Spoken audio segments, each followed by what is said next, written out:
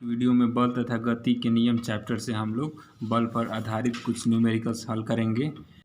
सबसे पहले प्रश्न संख्या 1 देखते हैं। एक 5 केजी द्रव्यमान वाली किसी वस्तु पर 2 सेकंड के लिए एक नियत बल कार्यरत होता है। यह वस्तु के वेग को 3 मीटर पर सेकंड से बढ़ाकर 7 मीटर पर सेकंड कर देता है। लगाए गए बल की मात्रा ज्ञात करें। यदि इस बल को 5 सेकंड के लिए आरोपित किया जाए तो वस्तु का अंतिम वेग बताना। तो हम लोग पढ़ चुके हैं बल का फॉर्मूला, बल बराबर मास इंटू एक्सीलरेशन, द्रव्यमान गुणे त्वरण होता है। और त्वरण के बारे में हम लोग पिछले अध्याय में पढ़ चुके हैं कि त्वरण का मान होता है v minus U divide by T, अंतिम वेग माइनस प्रारंभिक वेग डिवाइड बाई समय। तो एक जगह पर हम ये फॉर्मूला रखने पर हमें प्राप्त होगा F बराबर m into V minus U divide by T. इसे भी आपको याद रखना है। इस प्रश्न में हमें अंतिम वेग, प्रारंभिक वेग और समय सभी दिया गया है। इनका प्रयोग करने के लिए हम इसी सूत्र में रखेंगे मान। वस्तु का द्रव्यमान दिया है 5 केजी, अर्थात इसमें जो m है मास, ये 5 केजी होगा। और 2 सेकंड के लिए जब बल लगाया जाता है तो वस्तु का वेग 3 मीटर पर सेकंड से बढ़कर 7 मीटर पर सेकंड हो जाता है।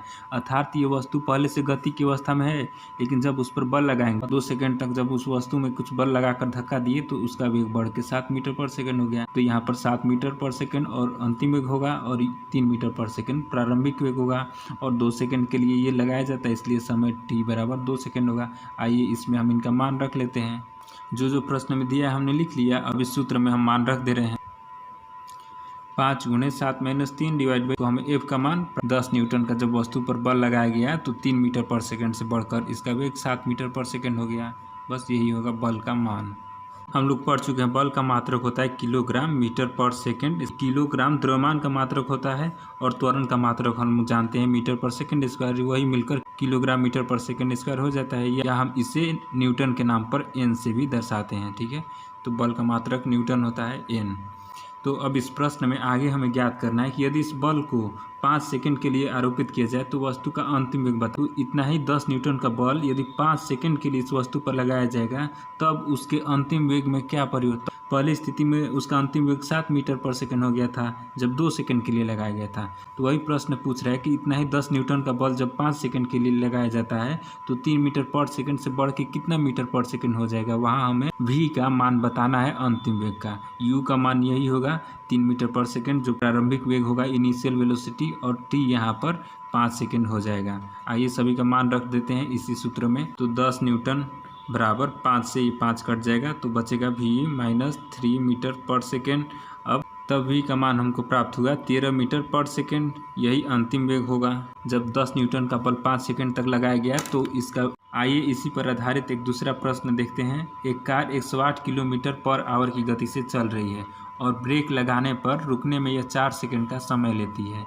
कार पर ब्रेक लगाए जाने के बाद लगने वाले बल की गणना करें। कार का यात्रियों सहित कुल द्रव्यमान 1000 केजी है। मतलब ये m का मान दे दिया है, उस कार का द्रव्यमान कितना है, m मास। शुरू में कार जा रही 108 किलोमीटर पर आवर, तो यहाँ पर ये प्रारंभिक वेग होगा। और चूंकि यहाँ पर किलोमीटर पर आवर में दिया है, आप लोग को याद होगा बताए थे वेग हमेशा मीटर पर सेकंड में होना चाहिए। तो 108 को मीटर पर सेकंड में चेंज करने के लिए 5/18 से गुना करेंगे। और ब्रेक लगाने पर ये रुक जा रही है। जब रुक जा रही है तो अंतिम वेग 0 हो जा रही है, तो यहाँ v बराबर 0 हो जाएगा। और समय कितने, तो v होने में, तो 0 होने में ये कितना समय ले रही है, 4 सेकेंड। तो आप लोग को याद होगा त्वरण कैसे निकालते थे पिछले अध्याय में, उन सभी का प्रयोग यहाँ पर करना है। तो आइए जो प्रश्न में दिया है उसे लिख देते हैं। 108 किलोमीटर पर आवर को चेंज करेंगे तो 108 गुणे 5/18, 18 छक्के 108, 6 5 30 मीटर पर सेकेंड। यही प्रारंभिक वेग u होगी। और समय ले रही है कितना सेकेंड, 4 सेकेंड।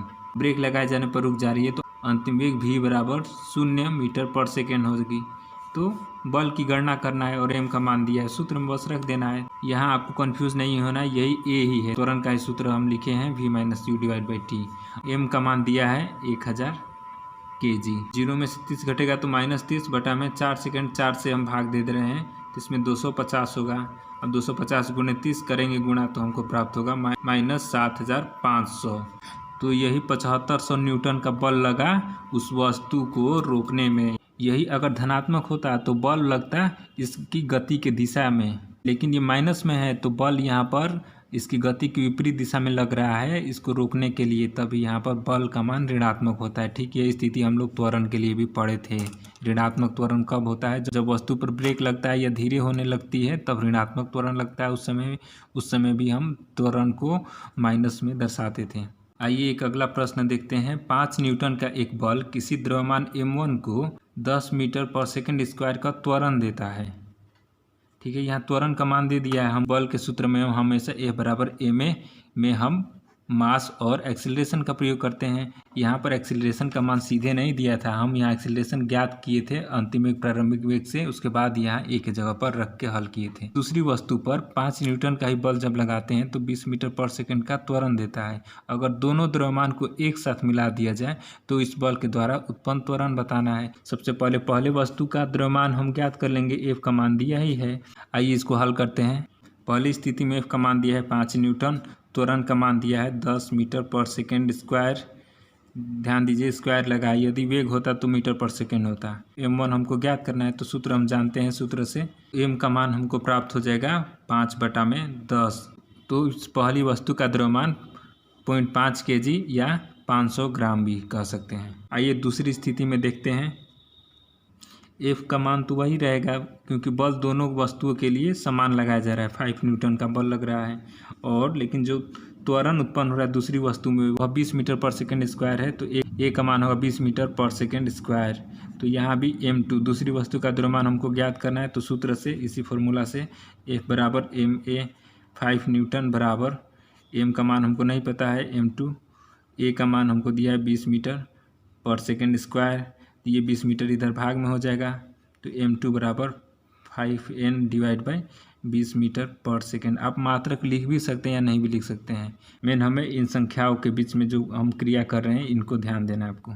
तो m2 का मान हमको प्राप्त हुआ 0.25 kg। द्रव्यमान कैसे मात्रक किलोग्राम ही होता है, m हमेशा किलोग्राम में ही होना चाहिए, याद रखिएगा। तो इसे हम लोग अपनी भाषा में समझ सकते हैं कि ये 0.25 किलोग्राम मतलब पाव भर, ये और ये 0.5 किलोग्राम अर्थात आधा किलो।